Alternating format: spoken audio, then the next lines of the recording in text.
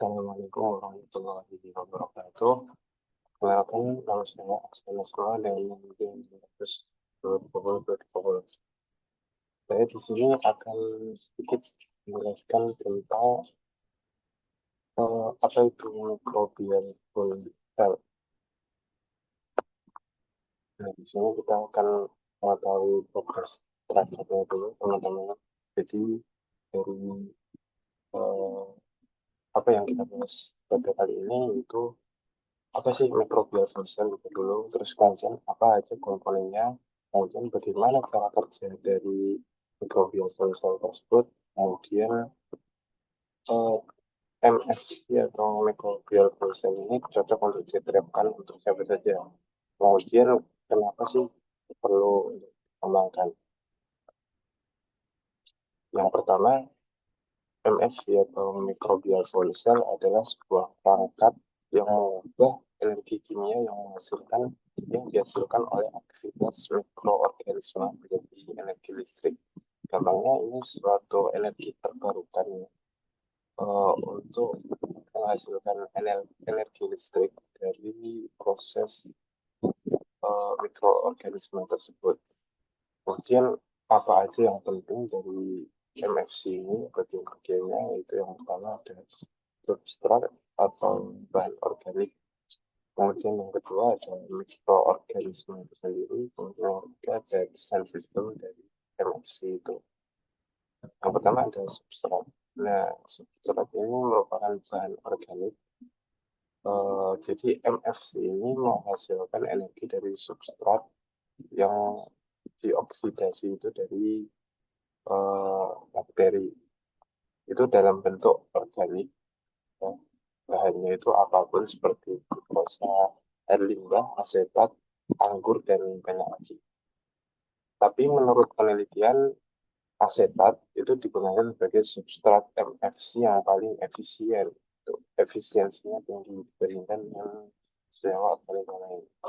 Nah, ini merupakan salah satu tabel ya dari jurnal yang saya temukan, itu beberapa ada substrat dan ada mikroba yang digunakan. Kemudian yang kedua yang penting tadi adalah mikroorganisme itu sendiri. Nah, jenis mikroorganisme yang tepat itu akan sangat penting untuk meningkatkan efisiensi dan daya keluaran MFC ini. Eh, itu yang pertama, menguraikan substrat, mereka membuat organik menjadi produk yang lebih sederhana seperti ion hidrogen dan karbon dioksida yang dapat digunakan dalam reaksi elektrokimia. Kemudian ada dari mikroorganisme itu sendiri juga untuk transfer elektron. Mikroorganisme ini memiliki kemampuan untuk mentransfer elektron ke anoda yang merupakan langkah kunci dalam menghasilkan arus listrik. Kemudian yang terakhir ada meningkatkan kinerja itu ya. Jadi kombinasi berbagai mikroorganisme dapat meningkatkan kinerja emisi dengan memungkinkan beberapa substrat. Terus ada yang terakhir ada desain sistem. Itu desain sistem MFC ini yang dapat dibeli sangat mempengaruhi efisiensi itu. Yang desain sistemnya itu yang pertama ada berbasis mediator, kemudian yang kedua tanpa mediator, yang ketiga sel elektrolisis mikrobial atau MIC, yang keempat ada MFC berbasis tanah. Nah, terus kemudian bagaimana cara penerapannya? Itu prinsip kerja MFC itu sendiri, yaitu dengan yang pertama biodegradasi, yang kedua transfer elektron, yang ketiga reaksi di anoda, ya. Kemudian yang kedua perpindahan proton, yang kelima reaksi di katoda, dan keenam nanti menjadi pembangkit arus listrik. Nah, MFC ini berfungsi sebagai perangkat bioelektrokimia yang mengubah energi kimia yang terkandung dalam substrat organik tadi ya menjadi energi listrik melalui aktivitas organisme. Nah, ini merupakan gambaran atau gambar dari prinsip kerja MFC itu sendiri. Jadi ada beberapa komponen, yang pertama ada anoda, ada katoda, dan nanti aktivitas dari keduanya itu menghasilkan produksi listrik.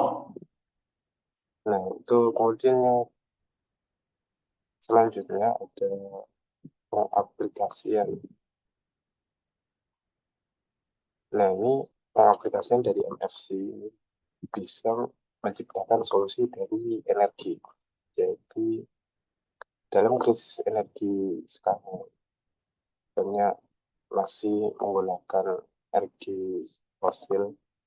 Nah, itu sekarang bisa digantikan melalui beberapa energi terbarukan. Salah satunya adalah MFC ini. Nah, MFC ini bisa berguna untuk apa aja sih? Yang pertama itu ada pengolahan limbah. Yang kedua, produksi biohidrogen. Yang ketiga, biosensor. Yang keempat, sumber energi terbarukan. Yang kelima, aplikasi dalam robotika. Dan yang keenam itu pengembangan energi yang berkelanjutan. Nah, ini salah satu mungkin penerapan dalam MFC dalam industri pengolahan limbah.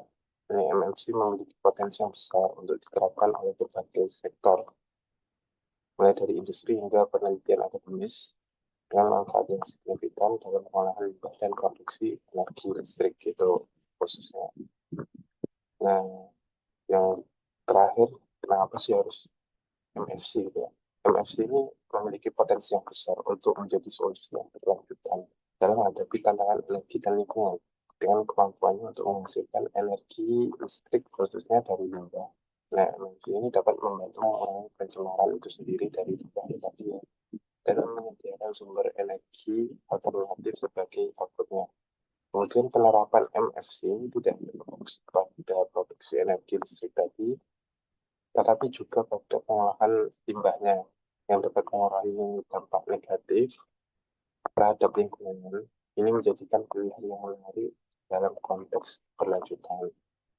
Nah, untuk mencapai penerapan komersial yang lebih luas, startup MFC memang harus dipertimbangkan karena eh, jumlah atau komponen yang diperlukan itu tentunya lebih tinggi ya.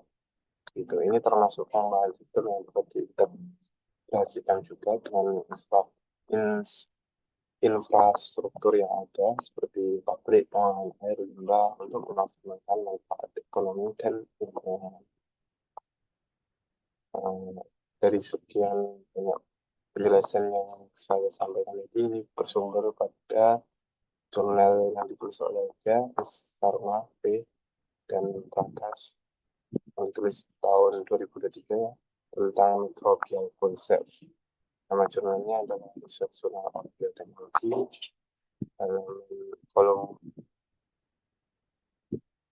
ya halaman 122 sampai 123. Mungkin cukup sekian yang dapat sampaikan, yang saya sampaikan. Apabila ada salah kata atau kurang informasi, Assalamualaikum warahmatullahi wabarakatuh.